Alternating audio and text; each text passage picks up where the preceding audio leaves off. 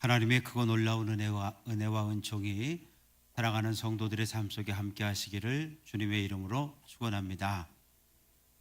주후 64년 7월 19일 로마 막시무스 운동장 근처에서 시작된 이 화재는 무려 일주일 동안 로마시 전역으로 퍼져나갑니다. 거센 바람을 타고 계속 번져서 로마시 전체의 3분의 2를 불살라버렸습니다.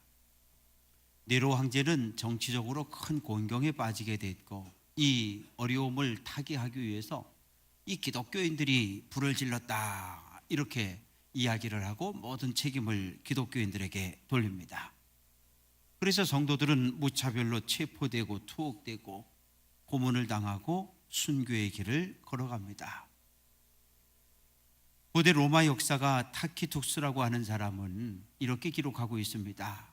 네로 황제가 이 경기장에 예수 믿는 사람들을 잡아다 놨는데, 거기다가 양의 가죽을 이렇게 뒤집어 씌워서 거기다 몰아놓고, 그리고 거기다가 늑대와 개를 풀어놔서 이 늑대와 개가 예수 믿는 성도들을 물어뜯어 죽게 만들었다. 또 예수 믿는 사람들을 이렇게 십자가에다가 붙잡아 묶어놓고 기름을 끼얹고 거기다 그냥 불을 붙여서 이 로마의 밤을 밝혔다라고 하는 이런 끔찍한 기록들이 남아 있습니다. 이 히브리서는 주후 60년대 후반 네로 황제가 교회와 성도들을 박해할 때 그때 기록된 성경입니다. 베드로는 이 네로 황제에게 체포돼서 십자가에 못 박혀 죽임을 당합니다. 로마 시민권자였던 바울은 목베임을 당함으로 순교를 당하게 됩니다. 박해와 억압이 계속되자 이 성도들 가운데 교회를 떠나는 성도들이 생겨납니다. 그리고 죽음에 대한 두려움 때문에 아예 예수를, 믿음을 버린 이런 성도들이 생겨나기 시작합니다. 이 히브리서는 박해를 견디지 못하고 교회를 떠나는 히브리 성도들, 유대교에 있다가 기독교로 개종한 성도들을 이 대상으로 이 쓰여진 편지가 히브리서입니다. 하나님의 약속을 믿으십시오. 하나님이 예비한 천국을 바라보십시오. 믿음으로 오늘의 이 고난을 견디어내라고 권면하고 있습니다. 이 시간 본문을 중심으로 더 나은 본향을 사모하라, 이런 제목으로 말씀을 선포합니다. 히브리서 11장을 가득히 믿음장이라고 이야기합니다. 믿음으로 믿음을 계속 반복되고 있습니다. 믿음은 무엇입니까? 믿음은 신뢰하는 겁니다. 믿음은 바라는 것들의 실상이요 보이지 않는 것들의 증거다, 이렇게 말합니다. 우리가 믿음을 이야기할 때 머리로 믿는다 그렇게 말하지 않습니다. 지식으로 안다 그렇게 표현하지 않습니다. 마음으로 믿는다, 우리가 이렇게 말합니다. 그런데 우리가 마음으로 바라고 믿는 이 믿음이라고 하는 것이 막연하고 추상적인 것이 아니라 구체적인 근거 위에 세워진 믿음입니다. 그래서 우리는 믿음의 확신을 갖고 삽니다. 문막제일교회를 개척 건축하게 되었는데 어느 날 설계자를 만났습니다. 저에게 묻는 거예요. 목사님, 어떤 스타일의 교회를 원하십니까? 그래서 제가 부탁을 드렸습니다. 저는 이 사람들이 교회를 들어오면 이 교회가 아주 편안한 이런 분위기를 갖는 그런 교회가 세워졌으면 좋겠습니다. 설계자가 이제 가가지고 도면도 그려가지고 오고 모형도 만들어 와서 막 설명을 하는데 저는 이해가 잘 되지 않았습니다. 설계도를 따라서 건축이 진행되어집니다. 이렇게 뼈대가 세워지고 구조물이 세워지고 지붕이 씌워지고 실내 인테리어가 다 끝나고 의자를 딱 갖다 놨더니 제가 마음속으로 바랬던 그런 아주 편안한 분위기의 예배당이 만들어졌습니다. 실상이라고 하는 건 실제로 존재하는 것에 대한 법적인 문서를 이야기합니다. 설계도처럼. 설계도를 보면 설계도를 볼 줄 아는 사람은 이 집이 어떻게 건축되어지고 설 거라고 하는 걸 알지 않습니까? 설계도를 보면 이 건물의 소유주가 누구라고 하는 것을 확인할 수 있지 않습니까? 믿음은 보이지 않는 것들의 증거다, 이렇게 말합니다. 보이지 않는다. 보이지 않는다. 아직 형태가 없다. 아직 형상이 나타나지 않았다. 그런 말이죠. 결혼을 하고 몸에 이상을 느끼고 입덧을 하게 되면 산부인과를 찾아가지 않습니까? 그러면 너무 일찍 가면 임신한 건 맞습니다. 그러나 그걸로 끝이에요. 왜? 아무것도 보이지 않으니까. 그런데 시간이 조금 지나면 태아의 모습이 형태로 나타나고 눈으로 볼 수 있고, 그리고 심장 소리를 들을 수 있는 겁니다. 증거라고 하는 것은 이렇게 확신을 주고 설득하는 건데, 분명한 근거를 제시하고 설득할 때 우리가 예수님을 영접하게 됩니다. 하나님의 말씀이 믿어지도록 우리에게 근거를 제공하고 우리를 설득하는 분이 한 분 계십니다. 바로 성령 하나님이시지요. 고린도전서 2장 12절, 우리가 하나님께로부터 온 영을 받았으니, 즉 성령을 받았으니 성령은 우리로 하여금 하나님께서 우리에게 은혜로 주신 것들을 알게 하시기를 원한다. 이렇게 말씀하고 있습니다. 성령은 예수가 그리스도라고 하는 사실을, 성령은 하나님의 말씀이 진리라고 하는 사실을 우리에게 알려줍니다. 고린도전서 1장 22절, 유대인들은 표적을 구하고 헬라인들은 지혜를 찾는다. 이렇게 말씀을 하고 있습니다.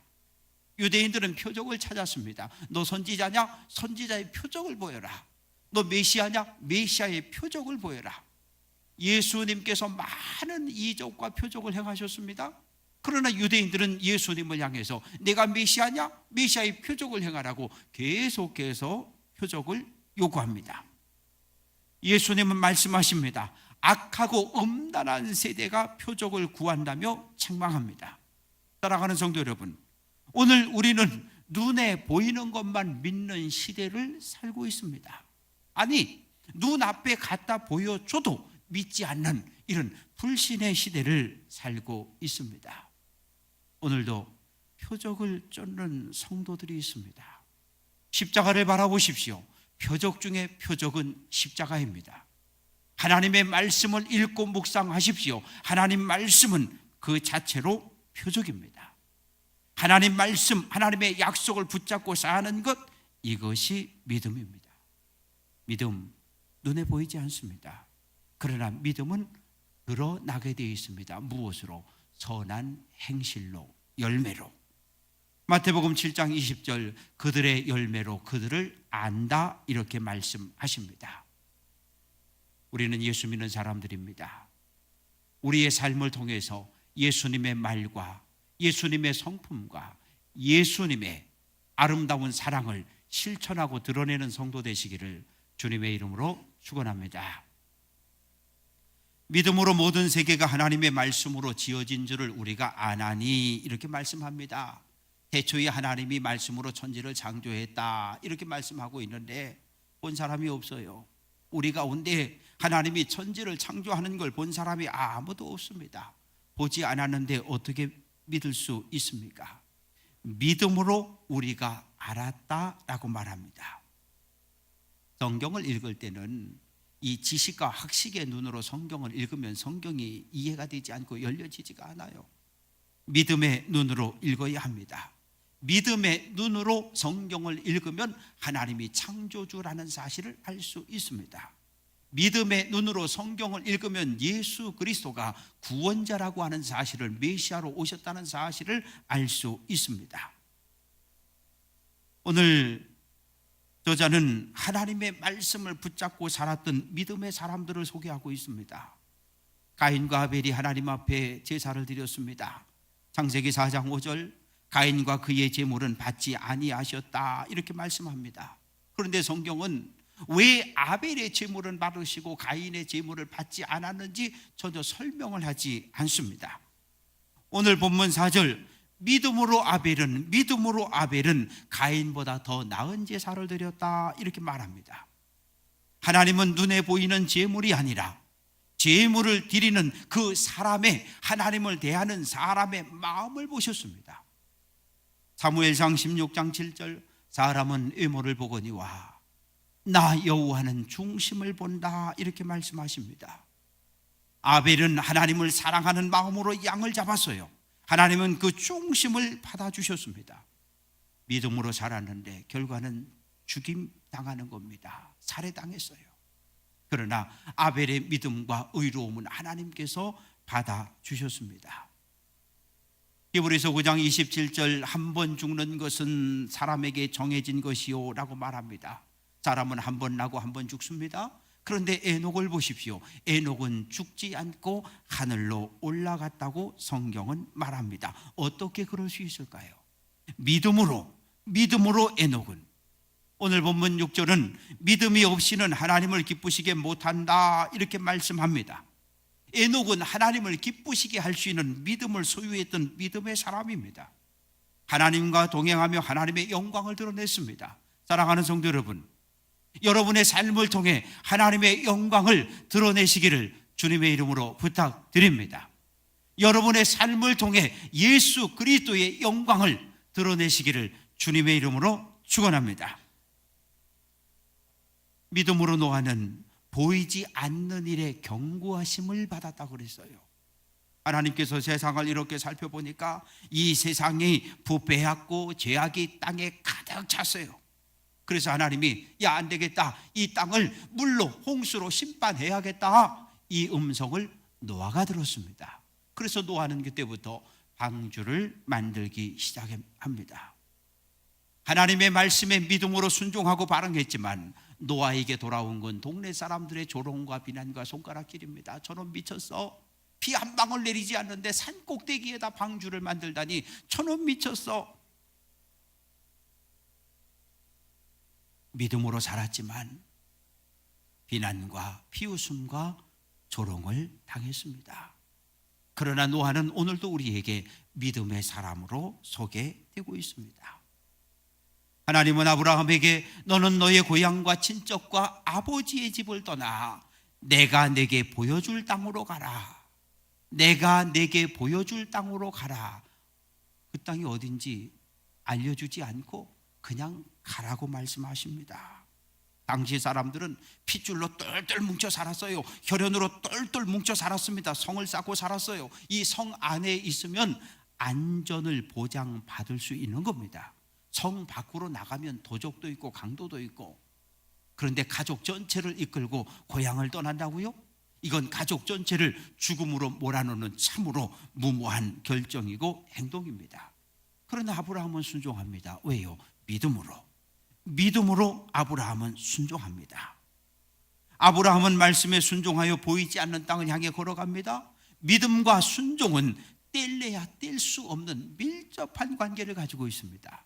믿음이 있으면 순종합니다. 그러나 믿음이 없으면 불순종합니다.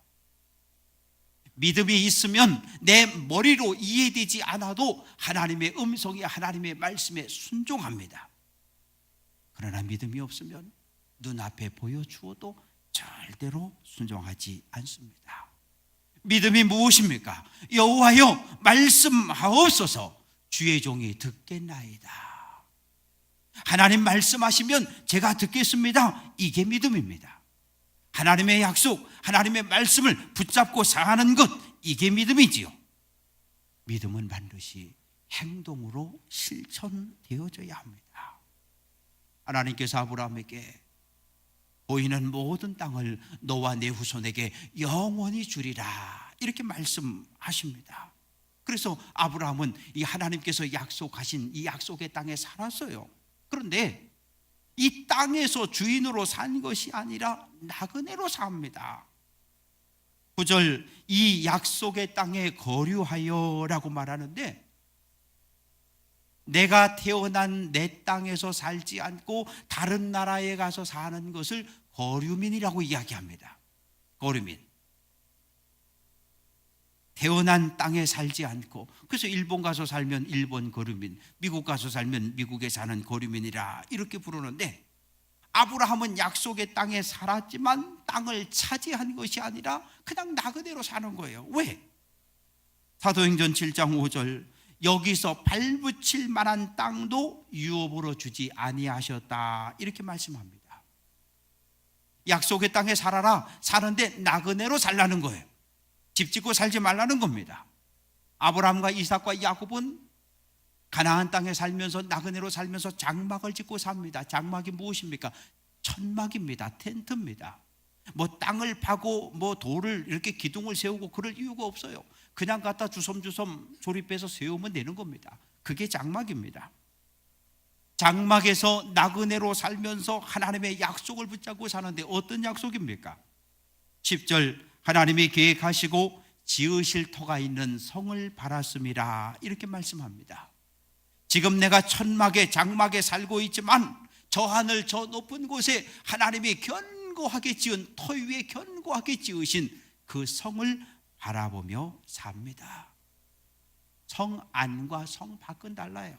우리가 옛날에 서울 한양 그러면 동서남북 사대문 안이 한양이었습니다. 뭐 마포나 뭐 요즘 강남 같은데 거기는 사람 살지 않은 아주 뭐 사람이 살아도 그저 양반들은 절대 살지 않는 그런 곳이었습니다. 왜요? 성 안에 누가 있습니까? 왕이 있습니다. 하나님이 지으신 성에 누가 있습니까? 하나님의 보좌가 있고 어린 양 예수 그리스도가 계시고 구원받은 성도와 천사들이 있는 곳, 그것이 바로 성입니다. 하나님을 향한 예배와 찬양이 끊어지지 않는 곳입니다. 빌립보서 3장 20절, 우리의 시민권은 하늘에 있다고 말합니다. 사랑하는 성도 여러분, 오늘 우리는 두 발을 땅에 딛고 살지만 우리의 눈, 우리의 마음은 언제나 하늘을, 저 하늘, 저 천국을 바라보며 살아야 합니다. 왜요? 우리가 거기에서 왔으니까요. 왔으니까. 창세기 18장 11절, 아브라함과 사라는 나이가 많아 늙었고 사라에게는 여성의 생리가 끊어졌는지라. 의학적으로 애기 못 낳습니다. 그런데 하나님 말씀하시는 거예요. 내년 이맘때 내 안에 사라에게 아들이 있으리라. 이거 말도 안 되는 이야기잖아요. 그런데 아브라함은 아멘 하고 그 말씀, 그 약속을 붙잡습니다. 어떻게 됐습니까? 정말 1년 후에 그 가정에 아이가 태어났습니다. 사람의 눈으로, 사람의 머리로, 지식으로 불가능할지라도 하나님의 말씀, 하나님의 약속을 붙잡고 사는 사람은 하나님의 능력을 경험할 수 있습니다. 하나님 말씀하셔요. 하늘을 우러러 무뼈를 봐라. 네 자손이 하늘의 별처럼 해변의 모래처럼 많게 할 것이다. 아멘. 그 말씀을 아브라함은 붙잡습니다. 창세기 15장 16절, 아브라함이 여호와를 믿으니, 아브라함이 하나님의 약속을 붙잡았을 때 죽은 자와 같았던 아브라함을 통해 하늘의 별처럼 바닷가의 모래알처럼 많은 자손들이 번성할 수 있었습니다. 아브라함이 죽었습니다. 나그네로 살다 죽었어요. 이삭이 죽었습니다. 야곱이 죽었습니다. 다 죽었어요. 가나안 땅을 차지할 것이다. 자손이 번성할 것이다. 하나님의 약속을 붙잡고 살았는데 그들의 눈으로 보지 못하고 그들은 죽었습니다. 그러나 그들은 숨을 거두는 그 순간까지도 하나님의 약속, 하나님의 말씀을 붙잡고 삽니다. 우리의 후손들이, 자손들이 이 땅에 자리 잡고 살아가는 꿈을, 메시아가 오셔서 메시아가 통치하는 하나님의 나라가 이 땅에 세워질 것을 소망하며 살았습니다. 우리가 장례식을 이렇게 치르면 제가 가서 꼭 하는 내용이 있습니다. 사람은 흙으로 만들어졌는데 하나님의 형상대로 만들어졌어요. 그러니까 하나님의 모습을 닮은 흙 인형들이지요. 그런데 하나님이 창조의 마지막 과정에 보면 코에 생기를 불어 넣었다, 이렇게 말씀하십니다. 그 생기라고 하는 것이 영혼입니다. 그러니 흙인 육체 안에 뭐가, 영혼이, 생기가 들어있을 때 우리는 생명, 살아있는 겁니다. 이게 살아있는 거예요. 그럼 죽음은 무엇입니까? 하나님께로부터 온 영혼은 하늘나라로 올라가는 것이고 흙에서 온 육체는 다시 흙으로 돌아가는 것, 원래의 자리로 돌아가는 것, 이것이 죽음입니다. 우리는 이 땅에 소망을 두고 살지 않습니다. 저 하늘 저 천국에 소망을 두고 삽니다. 왜? 그곳이 우리의 영혼이 나온 본향이기 때문입니다. 아브라함도 이삭도 야곱도 이 약속을 붙잡고 살았습니다. 대단히 중요해요. 믿음을 자녀손들에게 유산으로 물려줘야 합니다. 믿음의 영적인 대가 끊어진 가정들이 보여지기 시작합니다. 대단히 안타깝고 슬픈 일입니다. 아버지는 아버지 인생 사셔요. 나는 내 인생 살겠습니다. 내 인생에 더 이상 간섭하지 마세요. 그렇게 말하는 자식들이 있습니다. 그러다 그게 됩니까? 안 되잖아요. 자녀들에게 믿음을 물려줘야 해요.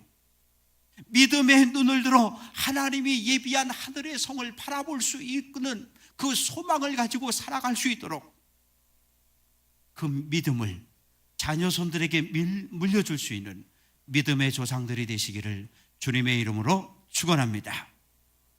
하나님은 인류 구원을 위해 사람의 몸을 입고 이 땅에 오셨는데 예수님입니다. 예수님 십자가에 죽고 부활하심으로 하나님의 구원을 완성했어요. 초대교회 성도들이 박해를 받고 고난을 받고 순교의 길을 걸어갈 때도 마라나타 마라나타 이렇게 인사를 했다는 거예요. 주 예수여 오시옵소서, 주 예수여 오시옵소서. 초대교회 성도들은 고난과 박해 속에서 마라나타, 예수님 곧 오십니다, 예수님 곧 오십니다, 이런 소망 속에 그 고통과 어려움을 겪었습니다. 16절, 그들이 이제는 더 나은 본향을 사모하니 곧 하늘에 있는 것이다, 이렇게 말씀합니다. 믿음의 사람은 땅이 아닌 하늘의 소망을 두고 살아야 합니다. 하늘의 소망을 두고 산다면 오늘 우리는 이 땅에서 겪는 고통과 고난을 견디어낼 수가 있습니다. 요한계시록 21장 2절, 내가 보매 거룩한 성 새 예루살렘이 하나님께로부터 하늘에서 내려오니 그 준비한 것이 신부가 남편을 위하여 단장한 것 같더라, 이렇게 말씀합니다. 오늘 힘들고 어렵더라도 하나님의 말씀, 하나님의 약속을 붙잡고 사시기를 부탁을 드립니다. 목마른 사슴이 시냇물을 찾는 갈급한 마음으로 하나님의 약속을 붙잡아야 합니다. 구약시대를 살았던 믿음의 사람들, 하나님이 예비하신 본향을 바라보며 살았습니다. 사모하며 살았어요. 믿음으로 살았기 때문에 조롱당하고 비난당하고 매를 맞고 순교의 길을 걸어갑니다. 예수님도 하나님의 나라를 전했어요. 회개하라, 천국이 가까이 왔다. 하나님의 나라가 가까이 왔다고 선포했더니 사람들이 예수님을 핍박하고 예수님을 십자가에 못 박아 죽였습니다. 초대교회 성도들을 보십시오. 로마 형제를 향해 주님, 주님이라고 고백하지 않는다고, 황제를 숭배하지 않는다고 그들은 죽임을 당했습니다. 우리보다 앞서 믿음의 걸을 걸었던 믿음의 조상들을 생각해 보십시오.